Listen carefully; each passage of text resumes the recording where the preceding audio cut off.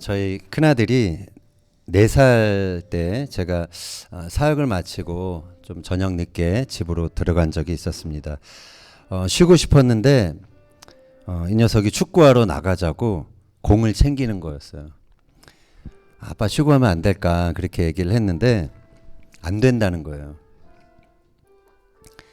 오늘 아빠가 축구하기로 약속했다라고 얘가 그렇게 말을 하는 것이었습니다.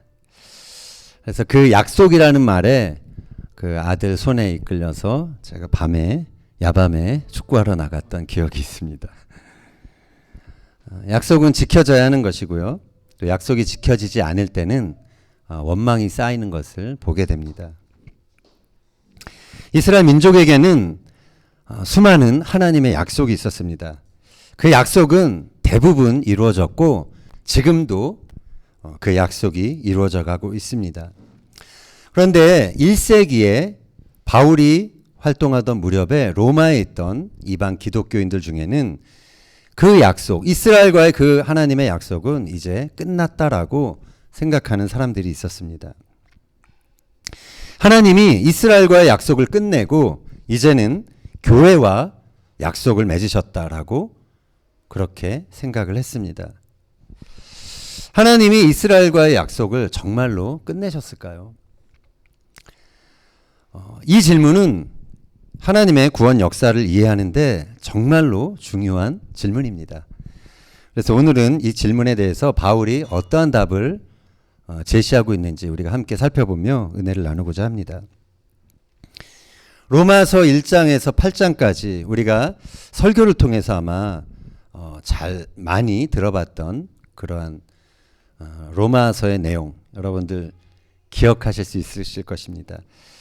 모든 사람이 행위가 아니라 뭘로 구원받는다는 거죠? 믿음으로. 이 신칭이 종교개혁이 여기서 이 로마서 말씀에서 나왔죠. 바울은 1장부터 8장까지 오직 믿음으로 구원받는다, 예수님을 믿음으로 구원받는다라는 복음의 핵심을 전했습니다. 그런데 이제 바울의 마음속에 안타깝고 정말 마음에 아픈 그런 대상이 있었어요. 누구죠? 자신의 동족인 유대인들이었습니다. 예수님을 그들의 메시아로 받아들이지 않고 있는 그 유대인들을 볼 때 바울은 그치지 않는 고통이 있었다. 마음의 고통이 있었다라고 그렇게 고백하고 있습니다. 바울은 유대인들이 받고 있고 누렸던 그러한 특권을 생각할 때 더더욱 마음이 아팠습니다. 그들이 누렸던 특권이 이렇게 소개되어 있습니다. 로마서 9장 4절 5절 읽겠습니다. 그들은 이스라엘 사람이라 그들에게는 양자됨과 영광과 언약들과 율법을 세우신 것과 예배와 약속들이 있고 조상들도 그들의 것이요 육신으로 하면 그리스도가 그들에게서 나셨으니 그는 만물 위에 계셔서 세세의 찬양을 받으실 하나님이시니라. 아멘. 자, 여기 쭉 나와 있죠. 유대인들의 특권은 먼저 양자됨, 자녀됨이라고 나와 있습니다. 하나님께서는 이스라엘은 내 아들 내 장자다라고 출애굽기 말씀에서 표현을 하셨습니다. 그들은 광야 성막에서 그리고 성전을 세우고 그 성전 안에 하나님의 영광을 직접 보았던 사람들이었습니다. 또한 그들에게는 아브라함과 모세와 다윗 이러한 신앙의 인물들에게 주셨던 언약이 있었습니다. 성전에서의 예배를 통해서 끊임없는 하나님과의 교제가 가능했었죠. 그리고 믿음의 조상들이 다 그들의 조상들이었습니다. 그리고 그리스도 역시 그들의 동족 유대인으로 이 땅에 오셨던 것이죠. 이처럼 많은 특권이 있었음에도 불구하고 유대인들은 약속대로 오신 예수님을 그들의 메시아로 인정하지 않았습니다. 당시 로마에 있던 이방 기독교인들 중에는 유대인들이 메시아를 죽인 민족이다라는 그런 반유대주의 감정을 싹 틔우고 있었습니다. 그들은 하나님이 이스라엘과 맺은 언약은 이제 끝났다. 이제는 우리가 그들을 대신해서 하나님의 언약 백성이 되었다라고 그렇게 생각했습니다. 유대인들을 향한 하나님의 약속이 정말 끝난 것일까요? 바울은 이것에 대해서 직접적인 답변을 제시합니다. 6절에서 8절 같이 읽겠습니다. 그러나 하나님의 말씀이 폐하여진 것 같지 않도다. 이스라엘에게서 난 그들이 다 이스라엘이 아니요 또한 아브라함의 씨가 다 그의 자녀가 아니라 오직 이삭으로부터 난 자라야 내 씨라 불리리라 하셨으니 곧 육신의 자녀가 하나님의 자녀가 아니요 오직 약속의 자녀가 씨로 여기심을 받느니라. 아멘. 바울은 여기서 이스라엘에 대한 정의 그리고 약속의 자녀에 대한 정의를 새롭게 합니다. 혈통적인 이스라엘이 아니라라는 것이죠. 혈통적으로 유대인으로 태어났다고 해서 자동적으로 하나님의 자녀가 되는 것이 아니라는 것입니다. 오직 약속의 자녀가 하나님의 자녀라는 것이죠. 자, 이 선언은 유대인들에게 있어서는 상당히 충격적인 선언입니다. 유대인들은 아브라함의 육신의 후손들인 자신들이 당연히 하나님의 구원받은 백성이다라고 생각을 했습니다. 그런데 바울은 육신의 자녀와 약속의 자녀를 구분했습니다. 이스마엘과 이삭이 다 같은 아브라함의 자녀였지만 누가 약속의 자녀였죠? 이삭이었죠. 네. 야곱과 에서가 다 같은 이삭의 자녀였지만 누가 약속의 자녀였죠? 예, 야곱이었습니다. 혈통적으로 같은 조상이라고 해도 그 사람이 약속의 자손이 아니라 오직 약속을 따라간 사람, 그 사람만 약속의 자녀라는 것이죠. 자, 왜 이삭일까? 이스마엘이 아니라 왜 이삭이었을까요? 왜 에서가 아니라 야곱이었을까요? 얼마 전에 랍비 조나단 삭스가 돌아가셨죠. 우리 송동훈 집사님이 또 그 소식을 저에게 카톡으로 알려주셨는데 저도 너무 참 좀 안타까운 분이 아까운 분이 돌아가셨다 그래서 좀 마음으로 애도하고 있었습니다. 평소에 이 토라 포션을 나눌 때 이분의 글이 상당히 많은 그런 인사이트를 줬었고 이분은 유대인이지만 그래도 구약을 바라볼 때 저희들이 보지 못하는 그런 유대인들이 갖고 있는 그 생각으로 이 구약의 말씀을 푸는 것들이 저에게도 많은 도움을 주었었습니다. 그분이 왜 이삭인가 왜 야곱인가라는 아티클을 통해서 하나 이렇게 그걸 설명하는데 제가 잠깐 설명해 드리겠습니다. 성경은 이스마엘을 광야에 거주하며 활 쏘는 자다라고 소개합니다. 그리고 에서는 익숙한 사냥꾼, 들사람 이렇게 소개하고 있습니다. 고대 사회에서 이 야생의 사람, 자연을 정복하고 들짐승을 정복하는 이런 사람들은 영웅에 해당된다라는 것이죠. 그래서 성경의 문화권이 아닌 다른 고대 사회 다른 문화권에 이 사람들을 갖다 놓으면 영웅 대접을 받을 수 있는 사람이라는 것이죠. 반면에 이삭과 야곱은 그런 영웅들과는 좀 거리가 멉니다. 이삭은 들에 나가 묵상하는 것을 좋아하던 조용한 사람이었던 걸로 성경이 묘사하고 있죠.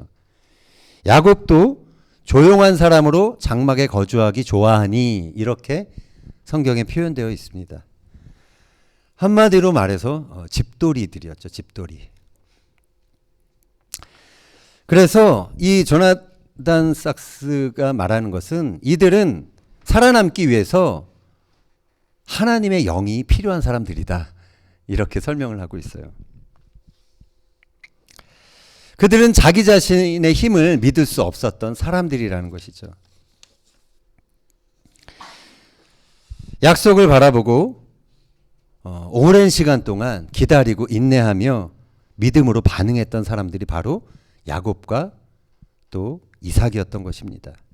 믿음이 아니었다면 하나님이 하시고자 했던 그 모든 약속들을 도무지 따라갈 수 없었던 사람들이었습니다. 그들은 연약했기 때문에 더 많이 하나님께 엎드리고 기도할 수밖에 없었던 것이죠. 기도하고 기다리며 하나님의 약속이 이루어지기까지 믿음의 용량을 키우지 않을 수 없었던 그런 절박함이 있었던 사람들이었습니다. 결국 하나님의 약속은 폐하여지지 않았고 오직 믿음을 따라갔던 자들, 믿음으로 반응했던 약속의 자녀들을 통해 하나님의 약속이 이루어졌다라는 것이 바울의 답변이었던 것입니다.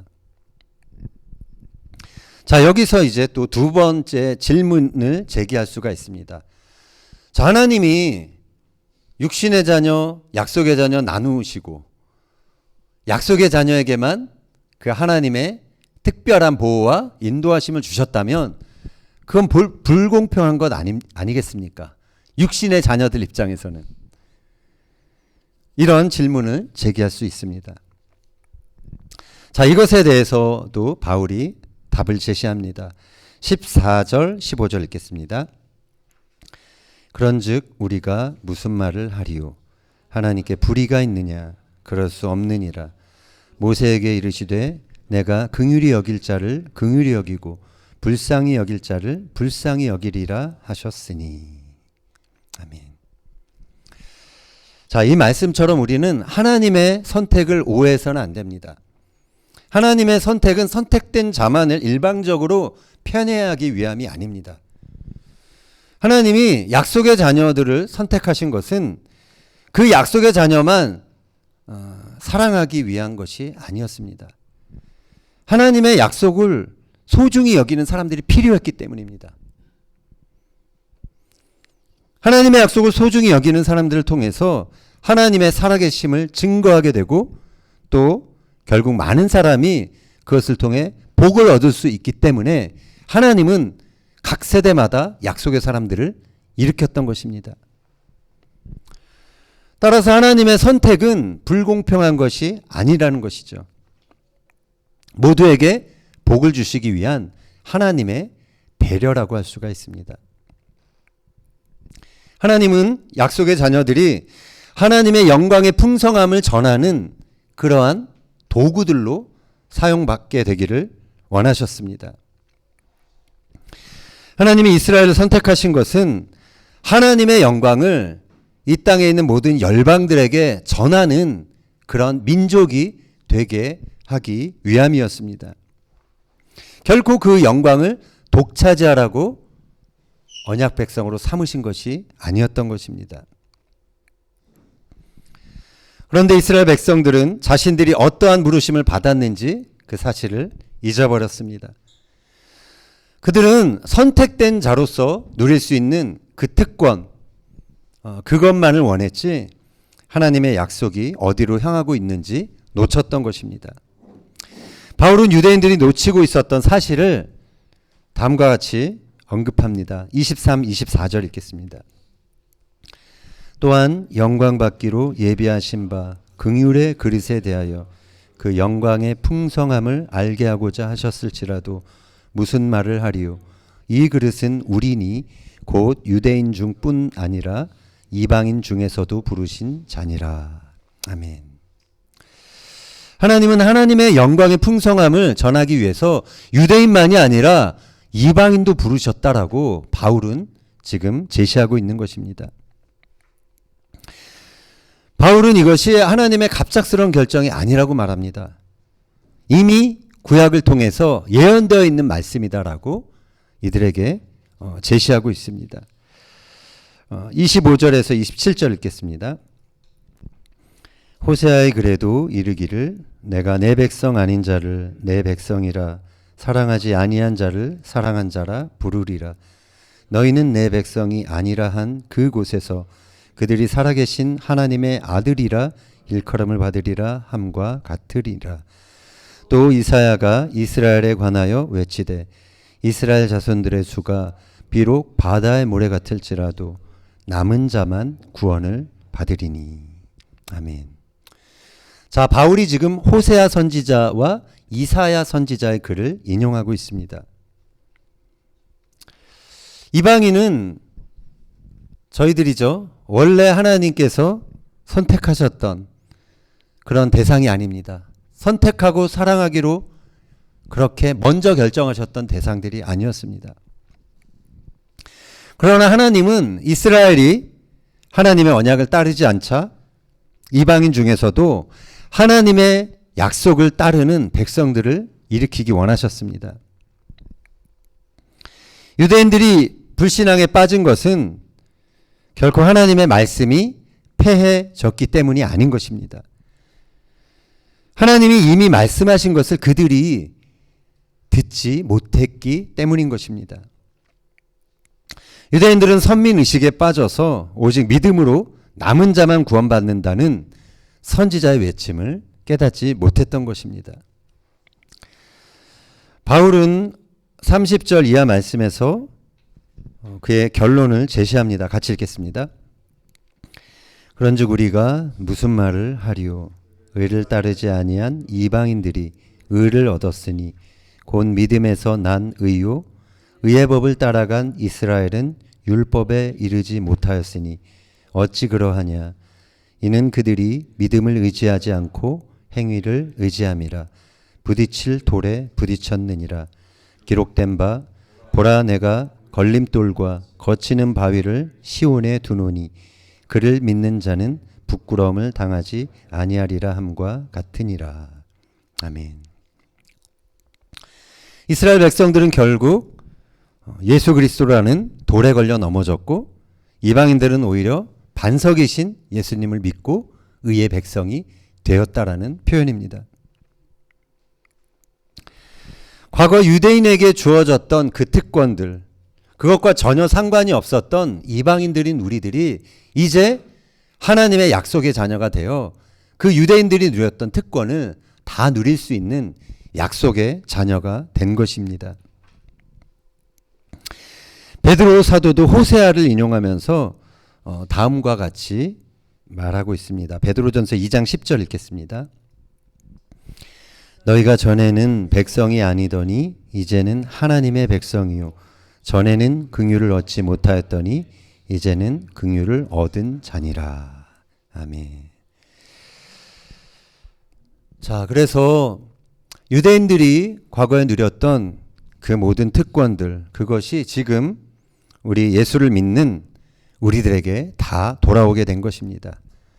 유대인들이 누렸던 양자됨, 그리고 하나님의 영광과 언약, 율법, 예배, 약속들, 조상들, 그리고 그리스도, 이것이 고스란히 우리가 누릴 수 있는 특권이 된 것입니다.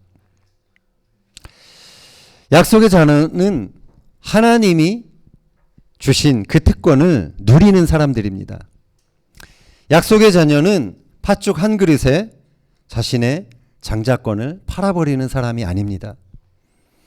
약속의 자녀는 나의 힘을 의지하며 사는 사람이 아니라 하나님께 믿음으로 반응하는 사람들입니다. 약속의 자녀는 자신의 힘으로는 그 약속을 도저히 따라갈 수 없기 때문에 기도하는 사람들입니다. 자신의 약함을 알기에 하나님을 의지할 수밖에 없는 사람들인 것입니다. 그래서 자신의 약함을 아는 사람들은 믿음으로 밖에는 살아갈 수 없는 그런 사람들인 것이죠. 하나님께서는 기도하고 하나님을 의지하는 사람들을 반드시 도우십니다. 그래서 하나님의 약속이 이루어지도록 기도하는 사람은 하나님의 강하심, 하나님의 능력을 힘있게 되는 것입니다. 결국 믿음으로 반응하는 약속의 자녀들은 하나님의 약속 안에서 강한 자가 되는 것입니다. 약할 때 하나님을 의지하며 강한 자로 그렇게 세워지는 것입니다. 그래서 다른 강한 자들이 엄두도 낼 수 없는 그 모든 하나님의 약속들을 결국은 이뤄내는 것입니다. 거기에 믿는 자들, 약속을 따라가는 자들의 특권이 있고 인내가 있고 또 부르심이 있는 것입니다. 오늘날 수많은 사람들이 교회를 다닙니다. 그러나 교회를 오래 다녔다고 할지라도 믿음으로 반응하는 사람이 아니라면 약속의 자녀가 아닌 것입니다. 그들의 수가 바닷가의 모래와 같을지라도 오직 하나님의 약속을 믿고 믿음으로 반응하는 남은 자가 구원을 받게 되는 것입니다. 하나님의 약속은 그들이 유대인이기 때문에 끝난 것이 아닙니다. 바울은 그 사실을 이렇게 말합니다. 로마서 11장 말씀도 좀 보겠습니다. 11장 1절 읽겠습니다. 그러므로 내가 말하노니 하나님이 자기 백성을 버리셨느냐? 그럴 수 없느니라. 나도 이스라엘인이요 아브라함의 씨에서 난 자요 베냐민 지파라. 아멘. 자, 하나님은 자기 백성을 버리셨다라는 말은 타당하지 않습니다. 바울이 유대인이었고 예수님의 제자들이 다 유대인이었죠. 소수의 남은 자들 하나님은 구원하셨습니다. 자, 하나님이 자기 백성을 버리시지 않았는데 그들이 메시아를 거부하며 대다수가 메시아를 거부하며 구원에 이르지 못하고 있는 그 까닭은 무엇이었을까요? 거기에는 이유가 있습니다. 로마서 11장 11절 읽겠습니다. 그러므로 내가 말하노니 그들이 넘어지기까지 실족하였느냐? 그럴 수 없느니라. 그들이 넘어짐으로 구원이 이방인에게 이르러 이스라엘로 식인하게 함이니라. 아멘. 하나님이 그리고 계시는 구원의 청사진이 있었던 것이죠. 유대 민족이 넘어진 것은 구원이 이방인들인 우리에게로 향할 수 있도록 하기 위한 그러한 계획이었다라는 것입니다. 사도행전에서 바울과 바나바는 유대인들을 향해서 이렇게 말합니다. 사도행전 13장 46절 읽겠습니다. 하나님의 말씀을 마땅히 먼저 너희에게 전할 것이로되 너희가 그것을 버리고 영생을 얻기에 합당하지 않은 자로 자처하기로 우리가 이방인에게로 향하노라. 아멘. 자, 유대인들이 복음을 거부함으로 복음의 깃발이 이방 세계로 향하게 되었습니다. 유대인들이 넘어짐으로 이방인인 우리들이 약속의 자녀가 되어 하나님의 풍성한 구원의 은혜를 누리게 된 것입니다. 자, 그런데 바울에 의하면 우리 이방인들이 누리는 이 구원의 은혜, 이 구원의 풍성함은 다시 누구를 향할까요? 어디로 향할까요? 다시 이스라엘로 향하게 된다라는 것입니다. 그것이 바울이 믿고 있고 하나님께 받은 계시였던 것입니다. 우리의 풍성함, 이방인들이 그 하나님이 주신 그 특권들 안에서 누리는, 원래는 유대인들 거였지만 그것이 유대의 백성들을 다시 식인하게 한다라는 것이죠. 저거 우리 거였는데 왜 쟤네들이 저걸 통해서 풍성함을 누리고 있을까? 이방인들이 복음 안에서 누리는 풍성함 때문에 유대인들이 질투가 나서 주께로 돌아오게 된다라고 바울이 로마서 11장에서 말하고 있는 것입니다. 그래서 결국 유대인들이 다시 그 질투를 통해서 주께로 돌아오고 구원받고 회복한 그 충만함은 또다시 이방인들에게 더 큰 영적인 풍성함을 가져다 줄 것이라고 바울은 믿었던 것입니다. 12절 한번 볼까요? 그들의 넘어짐이 세상의 풍성함이 되며 그들의 실패가 이방인의 풍성함이 되거든 하물며 그들의 충만함이리요. 아멘. 그들이 다시 충만한 상태로 회복되었을 때 그 이전에도 그들의 실패로 충만케 했지만 그들이 다시 회복되면 얼마나 더 큰 은혜가 있겠는가 하는 바울의 역설적인 질문인 것입니다. 그래서 여기서 바울이 강조하고 있는 것은 유대인들의 넘어짐이 아니라 그들의 회복입니다. 그들의 회복에 초점을 맞춰야 한다는 것입니다. 따라서 이스라엘은 끝났고 이제 교회인 우리가 약속의 자녀다라는 생각은 잘못된 신념인 것입니다. 유대인들에겐 여전히 하나님의 약속이 남아 있습니다. 그들은 구원받아야 할 하나님의 백성들, 약속의 자녀로 다시 접붙여져야 될 하나님의 백성들인 것입니다. 바울은 이스라엘과 교회의 관계를 이렇게 정리합니다. 로마서 11장 28절 이하 같이 보겠습니다. 복음으로 하면 그들이 너희로 말미암아 원수된 자요, 택하심으로 하면 조상들로 말미암아 사랑을 입은 자라. 하나님의 은사와 부르심에는 후회하심이 없느니라. 너희가 전에는 하나님께 순종하지 아니하더니 이스라엘이 순종하지 아니하므로 이제 긍휼을 입었는지라. 이와 같이 이 사람들이 순종하지 아니하니 이는 너희에게 베푸시는 긍휼로 이제 그들도 긍휼을 얻게 하려 하심이라. 아멘. 여기서 그들이 누군지 아시죠? 그들. 네. 네. 주한이 알아요? 네. 유대인들, 이스라엘 사람들. 자, 하나님의 긍휼이 그들, 이스라엘이 넘어짐으로 우리 이방인들에게 왔다라는 것입니다. 자, 그런데 이 하나님의 긍휼은 우리만 위한 것이 아니라는 것입니다. 다시 넘어진 이스라엘이 하나님의 긍휼을 다시 얻도록 우리를 통해서 하나님의 긍휼이 흘러가야 한다는 것이죠.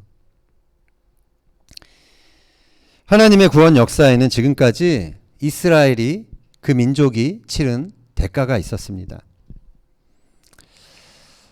그리고 하나님의 구원 역사, 주님이 다시 오셔서 완성하실 그 구원 역사의 완성을 위해서는 이제 교회가 하나님의 약속의 자녀로서 이스라엘을 위해서 치러야 될 사명이 있는 것입니다. 유대인에게서 나온 구원은 유대인들을 약속된 구원으로 인도하기 위해 다시 이스라엘로 흘러가야 하는 것입니다. 이것이 바울이 로마서 9장, 10장, 11장에서 말하고 있는 전체 구원의 그림인 것입니다. 우리가 로마서 1장부터 8장까지 많은 설교를 들었을 것입니다. 그러나 로마서 9장부터 11장을 놓친다면 거기에 나와 있는 이스라엘의 역할, 그들의 회복과 구원에 대한 하나님의 구원 계획, 이것을 놓친다면 반쪽짜리 구원의 그 복음에 불과한 것입니다. 하나님은 아브라함에게 내 씨로 말미암아 천하 만민이 복을 받으리라라고 약속을 하셨습니다. 하나님은 이 약속의 씨를 잇기 위해서 이삭을 선택하셨고 야곱을 선택하셨습니다. 그런데 사단은 이 약속의 씨를 가만두기 원하지 않았겠죠. 이 약속의 씨를 끊어버리길, 없애버리길 원했습니다. 그래서 역사적으로 끊임없이 그러한 시도를 감행했던 것입니다. 애굽 제국의 바로는 모든 히브리인을 그 아이들을 낳으면 죽이라고 그렇게 명령을 했던 것이죠. 하만은 페르시아 제국에 있는 모든 유대인들을 다 진멸하려는 그런 계획을 세웠던 것입니다. 헤롯은 약속의 씨로 오신 예수님을 죽이려고 베들레헴에 있는 모든 영아들, 어린아이들을 학살했습니다. 우리가 예수님을 믿음으로 약속의 자녀가 된 것은 기적입니다. 이 모든 사단의 방해를 뚫고 유대인들 중에 약속의 자녀가 살아남았기 때문에 그것이 가능했던 것입니다. 유대인들이 전한 복음 때문에 우리는 육신의 자녀, 멸망의 자녀가 아니라 이제 하나님의 구원, 하나님의 영생을 소유한 약속의 자녀가 된 것입니다. 이제 우리 때문에 넘어진 이스라엘이 다시 약속의 자녀로 세워지도록 이제는 우리가 기도해야 하는 것입니다. 바라기는 아직 남아있는 하나님의 약속이 다 이루어지도록 하나님의 도구로 사용되는 저와 여러분 약속의 자녀들이 되기를 예수님의 이름으로 축원합니다.